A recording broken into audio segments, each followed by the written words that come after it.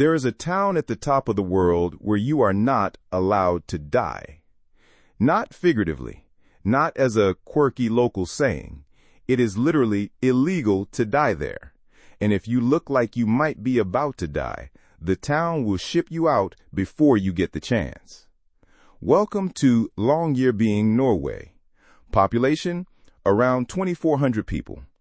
Distance from the North Pole, about 1,300 kilometers. Number of laws banning death, 1. Now, before you start asking questions, let me answer the most obvious one first. No, they cannot actually arrest death. Death has never paid taxes, has no respect for local ordinances, and has been ignoring authority since the beginning of recorded history. What they can do, and what they have been doing since 1950, is ban burials. You see, Longyearbyen sits on the Svalbard archipelago, a group of Norwegian islands so far north that the ground never fully thaws. Underneath the surface is permafrost, permanent frozen earth that keeps everything locked in place, including bodies. And here is where it gets genuinely strange. Back in 1918, the Spanish flu swept through the world and killed somewhere between 50 and 100 million people. It also reached Longyearbyen. Some of the miners who died there were buried in the local cemetery. Simple enough. Sad, but simple. Except permafrost does not decompose things. It preserves them. In 1998, scientists from the University of Iowa came to Longyearbyen and dug up those bodies.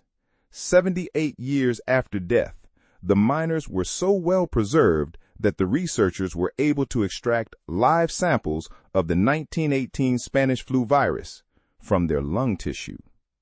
Let that sit for a moment.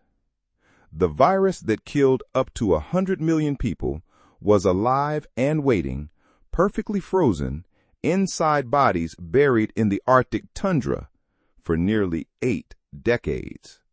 The scientists were thrilled. The rest of the world was quietly horrified. This discovery was enormously useful for medical research, but it also raised an uncomfortable question. If the permafrost is so good at preserving things, what else is down there? What happens as climate change slowly thaws the Arctic?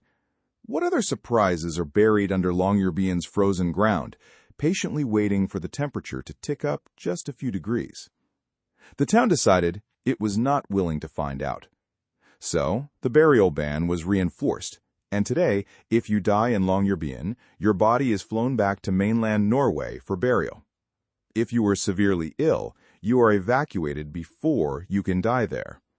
If you are terminally ill and you insist on staying, the local hospital will do everything it can to keep you alive, but the moment your condition becomes critical, you are getting on a plane. This creates a deeply unusual relationship between the town and mortality. In most places, death is a private, personal, local affair. You live somewhere, you die somewhere, you are buried somewhere. The community grieves, holds a funeral, moves on. But in Longyearbyen, death is logistical. It involves airlifts and paperwork and a flight to the Norwegian mainland. The town does not have a funeral home. It does not need one. What it does have is a very old, mostly full cemetery that has not accepted new residents since 1950. There are about 30 graves there, and they sit in the Arctic cold, undisturbed, quietly proving the very point that got burials banned in the first place. Now, here is the part that makes Longyearbyen even stranger.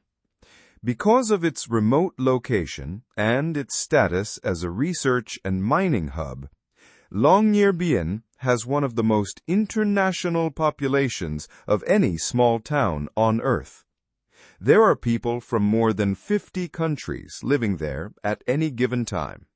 Russian, Thai, Norwegian, German, all of them subject to the same rule. You can move there, you can work there, you can raise children there. But if your body decides it is done, the town will send you home. There are also other unusual rules. You cannot leave the settlement boundaries without a rifle, because polar bears outnumber the human population on the Svalbard archipelago. There are more polar bears than people, and they have right-of-way. Cats are banned. Not because of the polar bears, though that would be a perfectly reasonable explanation.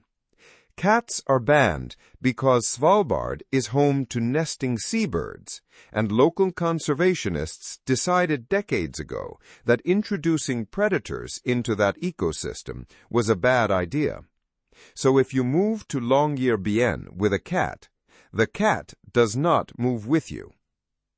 You cannot be born there either. Well, not technically banned, but there is no maternity ward, so pregnant women are required to travel to the mainland before they give birth. Birth certificates from Longyearbyen do not exist. The town does not appear on anyone's birth certificate as their place of origin. So, to summarize, you cannot be born there, you cannot die there, you cannot keep a cat there, and you need a rifle to go for a walk. And yet people choose to live there, thousands of them, because it is, by most accounts, a remarkably functional and beautiful place. The northern lights, the midnight sun, the stark, empty landscape, the deep sense of community that comes from being one of 2,400 people in the middle of nowhere, all quietly agreeing to follow the rules, including the one about not dying. Longyearbyen is proof that humans will adapt to nearly any condition, follow nearly any rule, and build a life in nearly any place, as long as the view is good enough. Just do not get too sick while you are there. Hit subscribe, and we'll see you in the next one.